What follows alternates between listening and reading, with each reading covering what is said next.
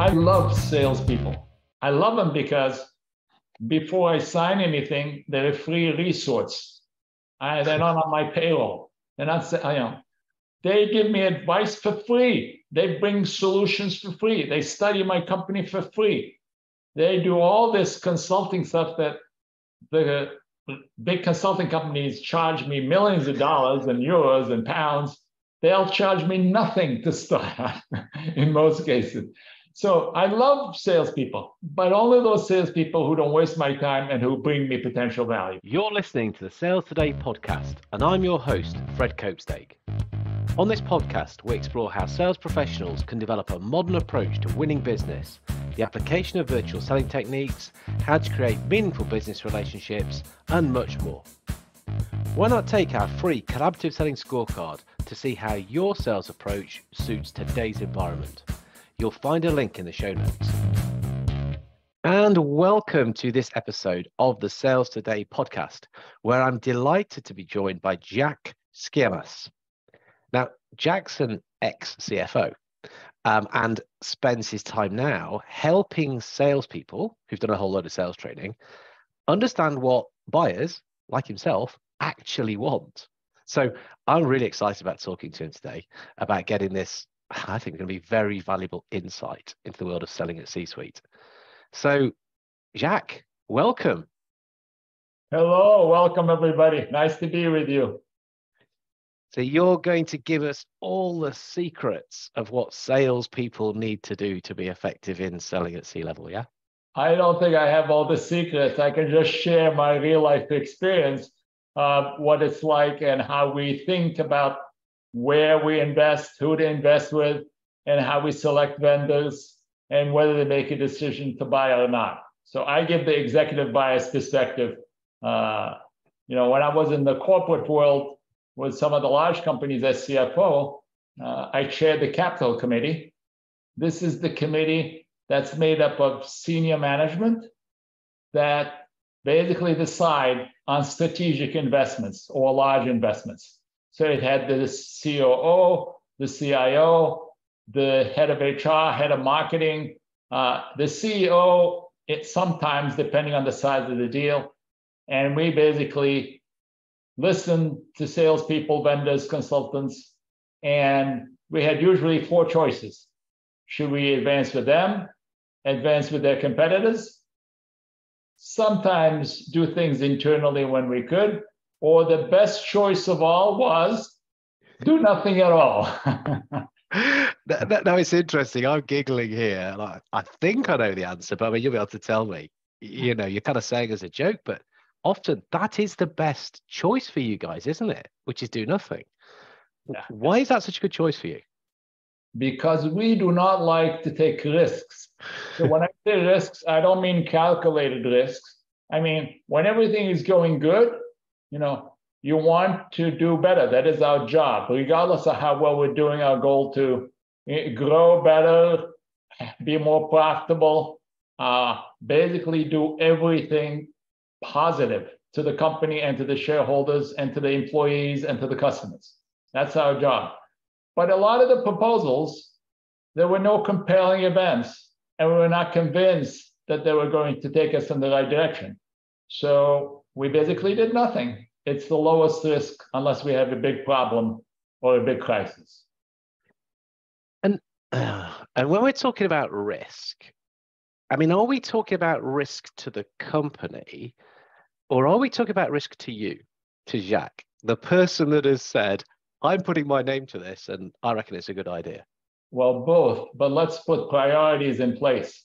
The risk to the company, the risk to the brand, the risk to the customers, all that comes first. Yep. Us has to come second. I mean, regardless, we have to put ourselves behind the company, behind the people, behind the shareholders, behind the employees. The C-suite, maybe they make a lot of money, but they make a lot of money, and part of that is to put themselves second. Yeah. That's the trade-off. To deal with the pressure, to know that they have to take those risks, and yeah. But I think the point I was trying to make, there is still that person element to it, isn't there? Of I think course. sometimes salespeople forget this. Here's a beautiful spreadsheet. Here's everything totally calculated, ROI. Yeah, But of there's course. you at the heart of it, yeah.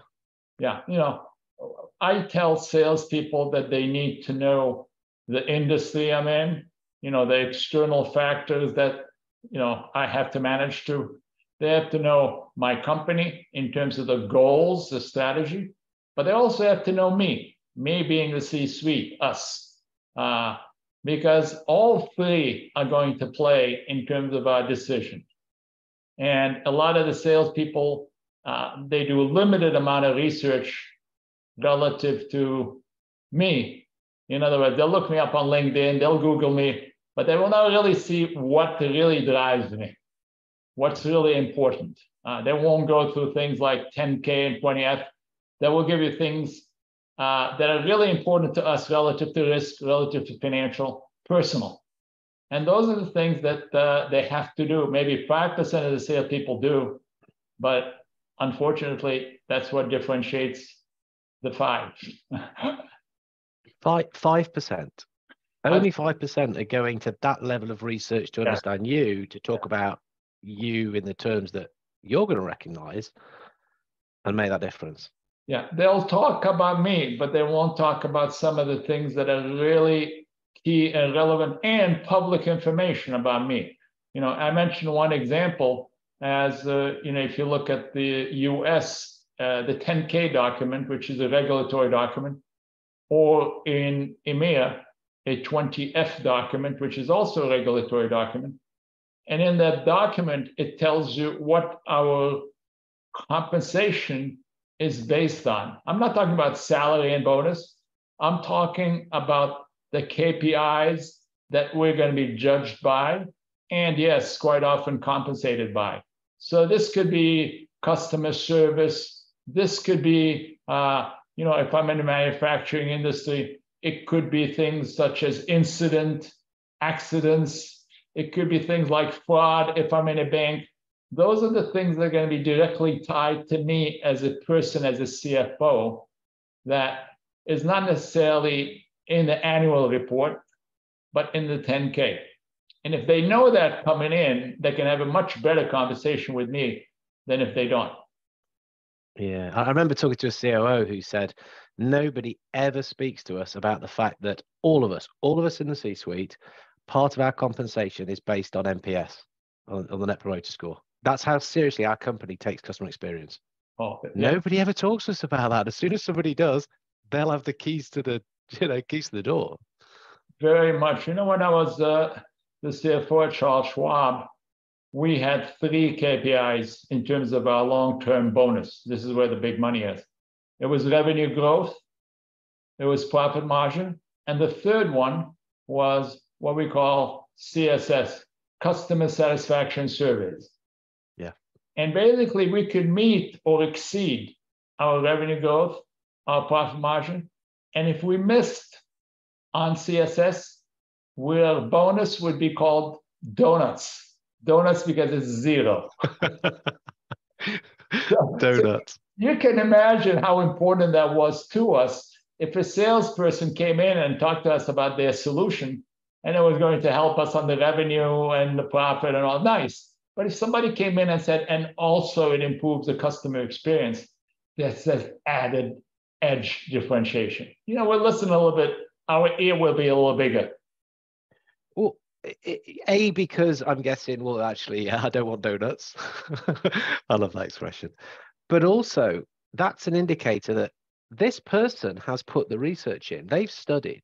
They've understood us. So if they're understanding this, let's make a bit of a leap here, but they probably understand a lot more about us than all the other guys that have come in telling us standard things. Yeah, and Fred, when you look at the stats by different studies, they'll tell you that 80% of the meetings with C-suite, this is key account executives, so these are not inexperienced salespeople.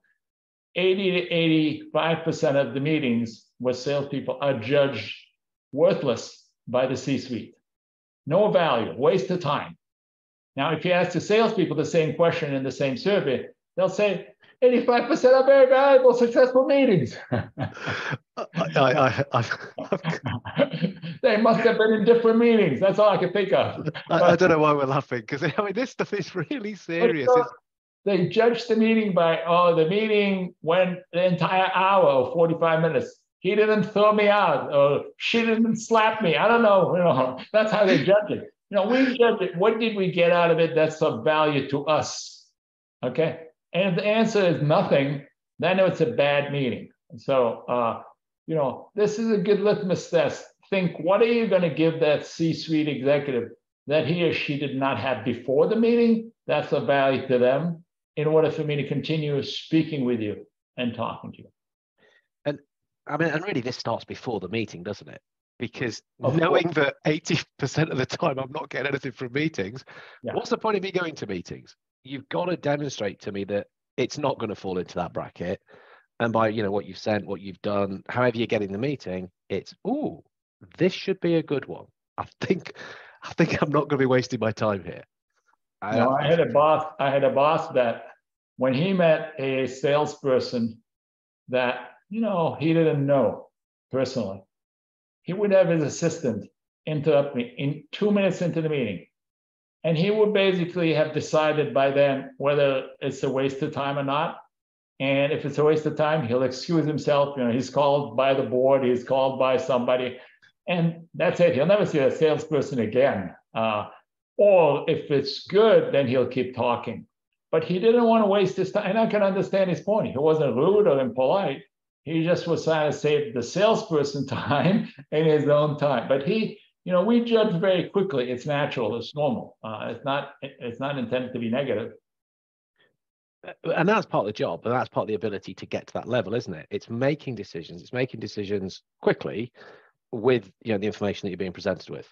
So if you're not being presented with decent information, I mean, decision's easy, isn't it? Very much. Get better. And when you mention the research done before the meeting, what it does, it basically said that you are credible enough to basically have a discussion with, and you already have differentiated yourself from, 80 to 90% of the salespeople who waste my time. Well, there are two massive things you just said there. That you are credible enough and that you've differentiated yourself. And so that comes from the research. But I mean, how can I take the research and then what can I do with it to come across as that, that credible option that you can think, oh yeah, okay, Fred looks okay. One thing I do in my selling to executive sessions with B2B salespeople is I tell them, always put yourself in the shoes of that executive. Just imagine you are that executive. You are that CFO. You are that COO. You are that CEO. You are that person. You're in that industry. You're in that company, and you have that role, that function. And ask yourself, what do you do? And is that helpful? Why and why not? And what questions would you ask?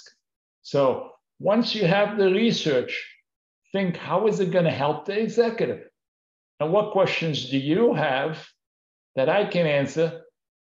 Not that I just, you throw questions at me and I answer, that's not the point. But you basically get me engaged in exploring different solutions maybe, and eventually, hopefully, why you're a better vendor than others and why you can help me with less risk than others or with more revenue and profit than others, et cetera, et cetera. And do you find, because you're doing this stuff regularly now, do you find that salespeople find it quite hard to put themselves in the shoes of the exec? Very hard. Very hard, because they put themselves in the shoes of the salesperson. That's natural. You need a mind shift. You totally need a mind shift. It's very hard.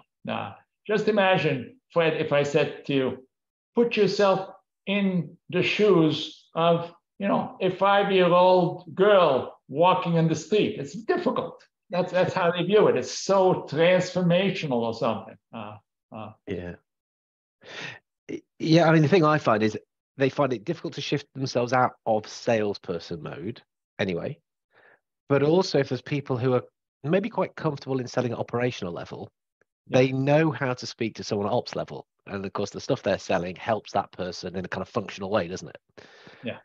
To suddenly step up and understand what is it that this different person is looking at, which is a different set of stuff, can be quite a shift in itself. And I think quite a lot struggle in that way.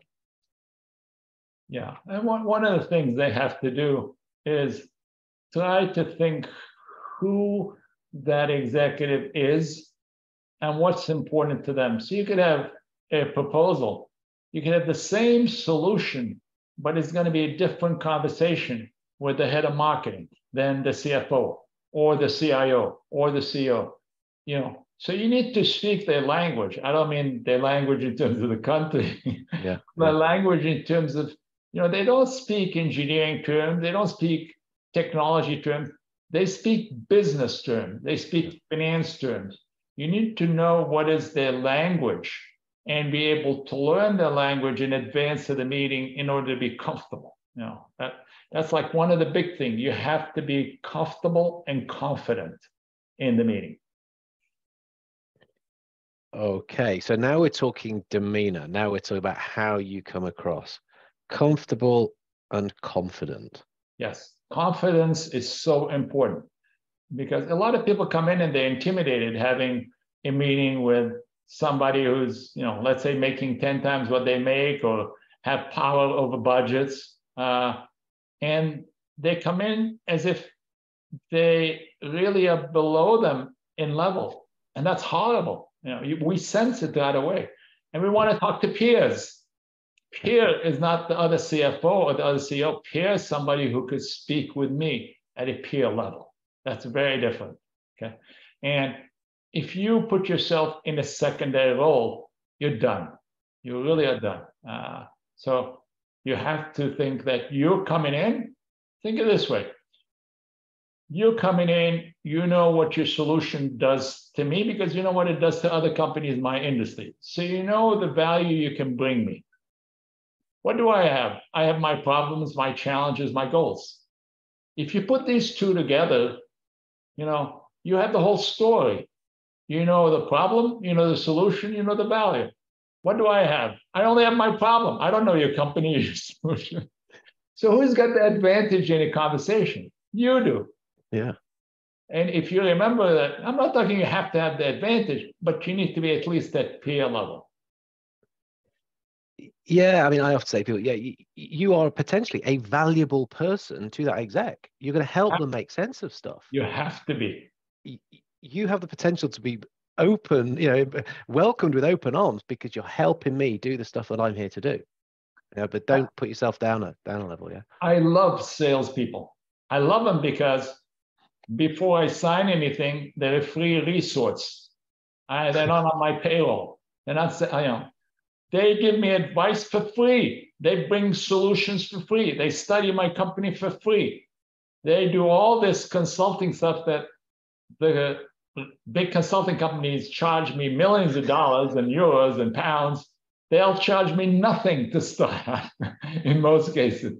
So I love salespeople, but only those salespeople who don't waste my time and who bring me potential value. Again. Yeah.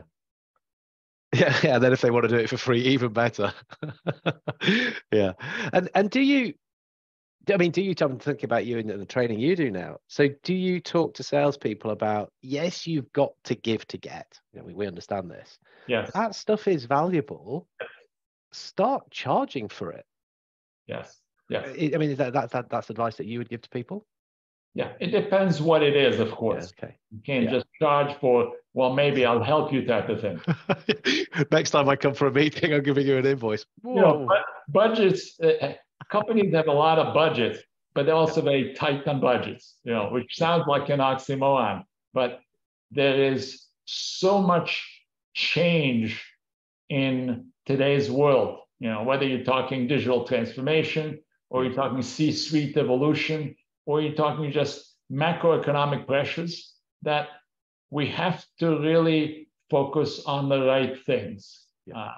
So always, as you mentioned, give to get. You know, I tell salespeople, when you finish the meeting, ask yourself, what did you give that executive of value? If the answer is nothing, then bad meeting. Then you wasted my time and yours. Yeah, I guess I'm thinking more that the time with the exec, I mean, so you get to try and inspire them to have a meeting with you, to spend a bit of time sort of consulting, if you want a better word, have that conversation with the outcome perhaps being, okay, well, if you're thinking this is valuable stuff, Fred, you and your company, I can clearly see you're going to help us. Okay, well, yeah, next step, let's put a scoping workshop together. Let's get your experts in, our experts in. That's when we can start to, charge, isn't it? That's when we can start to, put some skin in the game, both parties.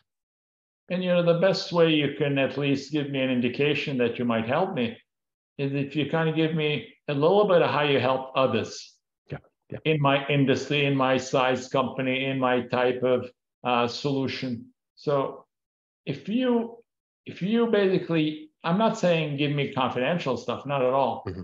But if you tell me we work with so and so, and we've done this, and this is the range of benefits we've seen, and we'd like to share that with you in order to find out how much we can help you and what, at least that says that there's some other smart companies, some smart COOs, CFO CEOs that have selected you. So they've done all the due diligence for me in a way. They've done all the hard work. And basically, you are certified, so to speak. Now I want to know if you're applicable to me, my company, and my goals. Oh, they've took the risk for me, have they? Oh, I know him. Yeah, he's pretty risk averse, and if it's worked for them, then it's going to be good. Yeah. I mean, I like to be a first mover, but I don't like to be a first taker of risk. Yeah, or a guinea pig, I think might be. There we go. Certified guinea pig. Congratulations. And I'm paying to be one. Even better. Yeah. And your reward is you get fired. Yeah. Or you get sued. Yeah. Or both. Yeah. Oh, let me make a decision on that. I love these. Interesting. And so again, I'm trying to think about how we can get this stuff happening faster. Because again, your time is limited as an exec. We can't sit forever chatting and hope I'll come across something that might be able to help you, and you won't give it anyway. So the thought of somebody coming with a kind of like a hypothesis or like an idea of, hey, look, Jacques, I've seen your company. I think this and this and this is probably what's going on, and these are kind of the struggles, or these are the challenges. How do you feel about hearing something like that from a salesperson? I like it because it implies that they've done their research, but at the same time, we don't like it when they tell us what we should do. We like it when they tell us what is going on in the industry, what they see, and how about us? Do we see the same thing? Is it something within our strategy? So really the exploratory type of situation. Yeah. Rather than you come in with the solution, come in with the menu, the ideas, the value. Oh, I like this. Offer the menu. Yeah, not here's the menu, but by the way, I've selected what dishes you're going to eat, and we'll be bringing them to the table in the next 10 minutes. That's right. What a weird restaurant this is. Yeah. No, because it's like, hey, somebody else ordered this, so you order it. No, we've ordered it for you. It's happening. It's coming. But it's okay if you tell people.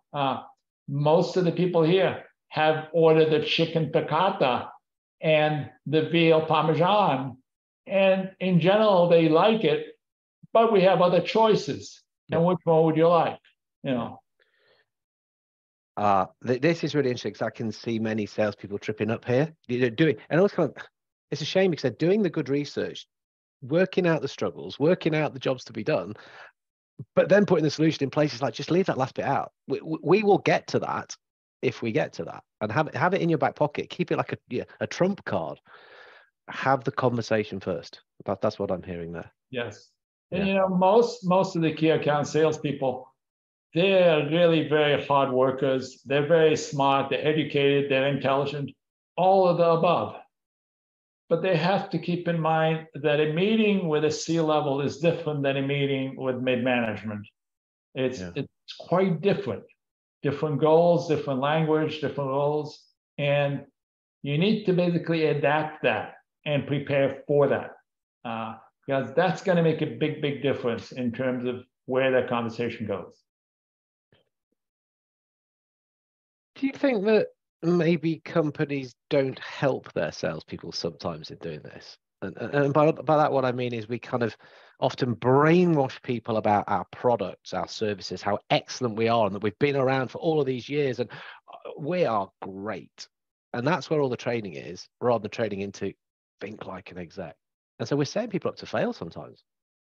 Yeah, I think some of it makes sense in terms of if you're going to join a company, you need to know their products, you need to know their solutions. That's a must. Okay. But when you meet with an executive, you need to know our problems and how to map those to whatever you have in the bucket to help us. It's not about, again, it's not about your company and how big you are and how long you've been in business. Fine. Fine. You convince us you won't go out of business in the next 5 years. That's not enough. A lot of companies won't.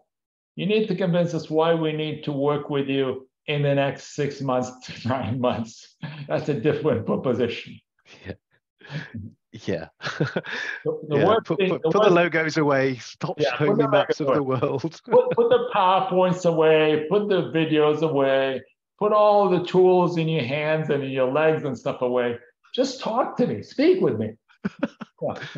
I like it when somebody comes in and they used to basically talk to us.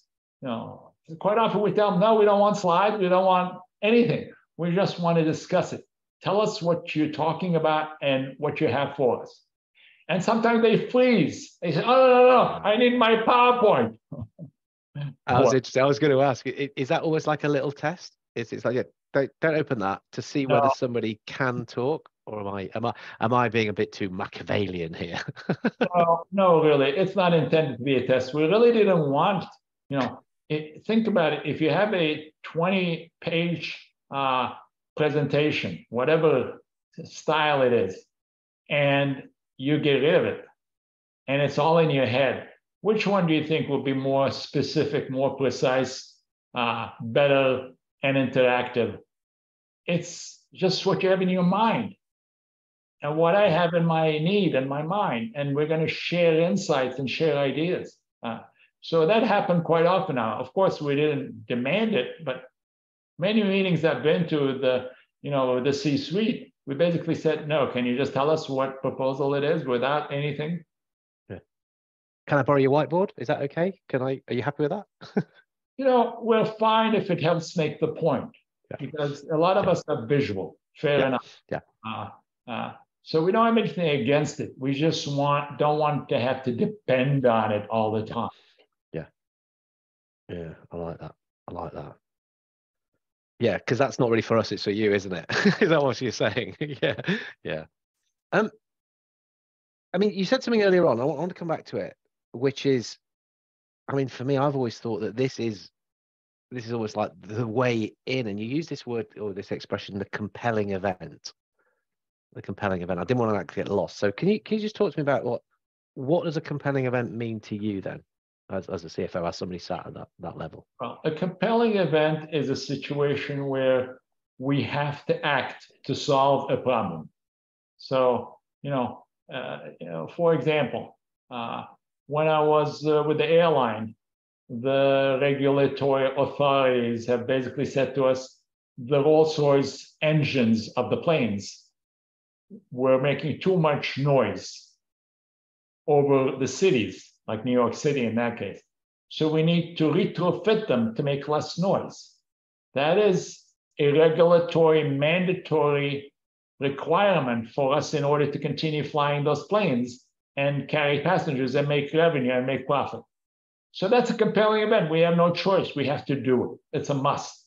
It's an external requirement, as I call it. That's a compelling event. If we have to do anything relating to regulatory compliance in order to abide by the law, that's a compelling event. It's something we have no choice but to obey, and to do it with the best vendors in the fastest, most reliable way possible. Okay. Yeah, we're not, let's just spend a load of money retrofitting all these engines because it'll make the passengers slightly more comfortable. No. No. We're not allowed to land in New York, and that's going to cost us a shed load of money. Let's get them fixed. And then that translates into business objectives, right? Which Yeah. then the salesperson can pick up and go, I know this has happened. This is why you're doing this stuff. Guess what? We can refit engines faster than anyone else. Yeah.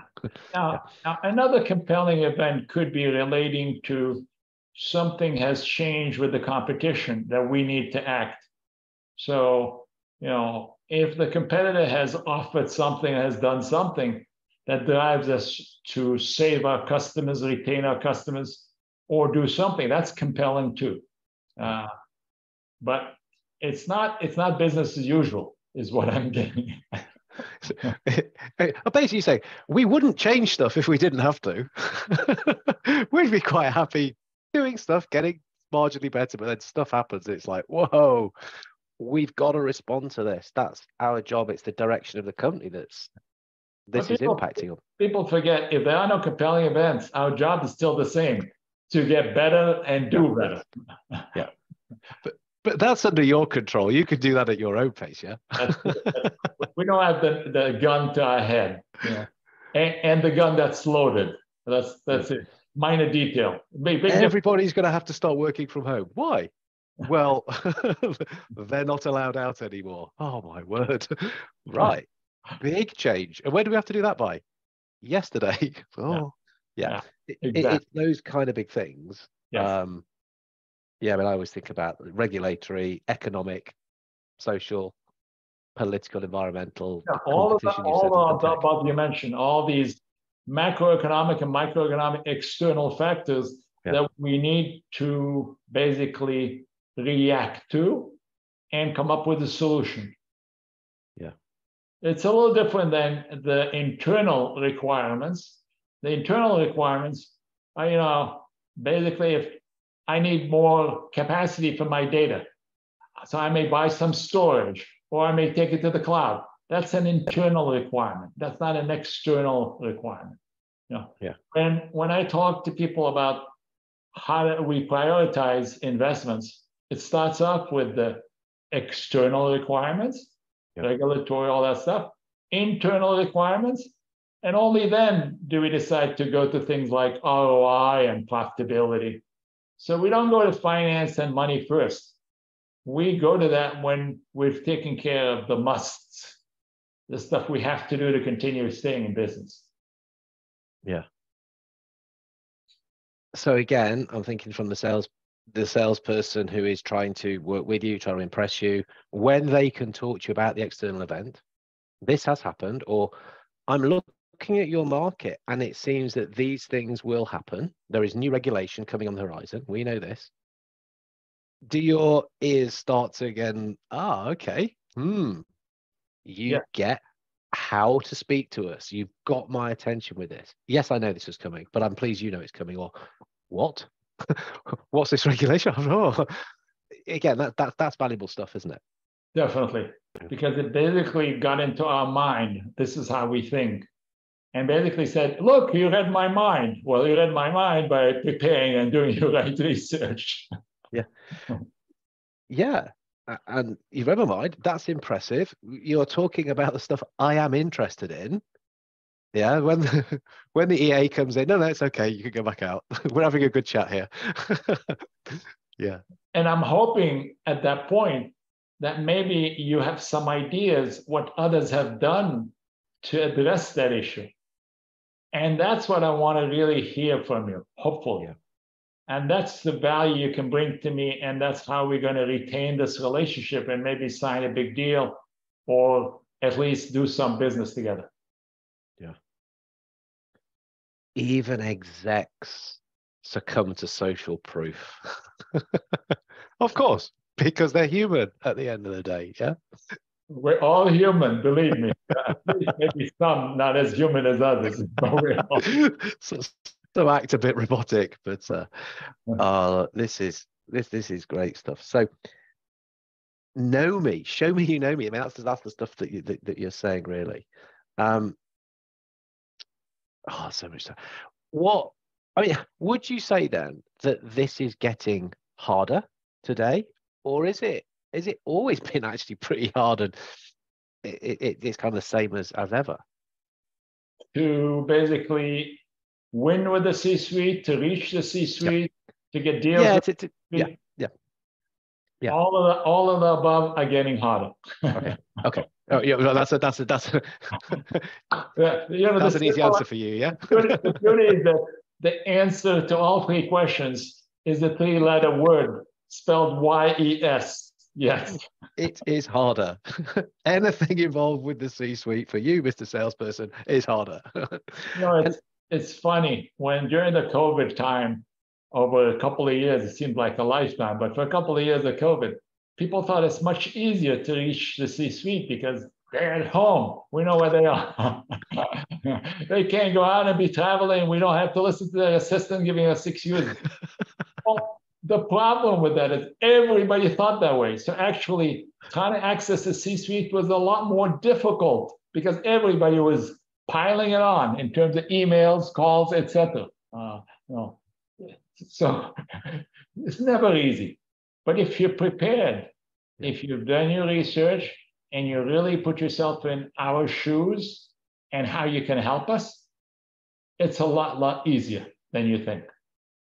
Because we want to welcome you. I go back, I want to meet you. You have the value. You have the whole story. I want you. You are valued to me. Come on in. Come on. You said, I want to meet you. I love salespeople. I've got 2 great clips from this. I do. I love salespeople. Oh, that is so cool. But you've got to put yourself in my shoes for you to do that. Jack, this has been so cool, so interesting. And I really hope people listen to this and take your advice on board. I mean, how can people get in touch with you? You know, because this is stuff that you do. This is your world, helping folk get better at this. Well, for companies, B2B companies, of course, because we only do the B2B side, that are trying to reach or get engaged and hopefully win deals with the C-suite. We basically have an exploratory conversation to see if it's relevant, if we can help them. And if it's the case, we basically do a workshop. And the workshop could be anything from 1 day, 2 days, a keynote at a sales management offsite that basically shares with them what the view from the executive side is and what's important. We've done it all over the world with a lot of the big companies that you probably all know in IT and other B2B companies. And we actually study their accounts in advance of any workshop so that we are putting ourselves in the shoes of their clients' executives. So when they come in the workshop, they're really meeting with the C-suite. And we tell them how to get to us. And we also have them prepare, research, and present. And we will react normally like we did in the corporate life. So we are going to be clones to the people they need to face to win the deals. You get 2 tries to make a first impression type of thing. Yeah, you can press rewind, try it again. Yeah. So during the workshop, you're actually hopefully advancing the deals. You're not out of field, you're really advancing the deals you're working on, because we'll only work on real deals, real clients, all confidential, but it's, we've seen, we've been in business like 20 years, and it's a lot of fun for us and for them. And it's very easy to look us up, sellingtoexecutives.com. Well, it'll be even easier because I will put the link in the show notes. I'll pop the link in show notes. And to get in touch with you, Jack, how can people do that? LinkedIn, is that the best? That's LinkedIn, or Jacques at sellingtoexecutives.com. Just as easy. Okay. I'll put all of those into the show notes. Jacques, thank you so much. I mean, I could carry on talking about this for hours. I really could. But thank you so much for sharing your time. I mean, I know it's valuable. It's been a real pleasure to talk to you. Fred, it's a lot of pleasure also talking to you. And for those who haven't read Fred's books, selling through, and hybrid selling, you really should, because they're fun and you get a lot out of them as well. So thanks a lot, everybody, and good luck with C-suite selling. Cheers, Jack. Thank you for listening to the Sales Today podcast with me, your host, Fred Copestake. I hope you've enjoyed what you heard today. If you did, please get in touch and hit subscribe. And remember, you can take the Collaborative Selling Scorecard for free to check out how your sales approach works in today's environment. You'll find it in the show notes.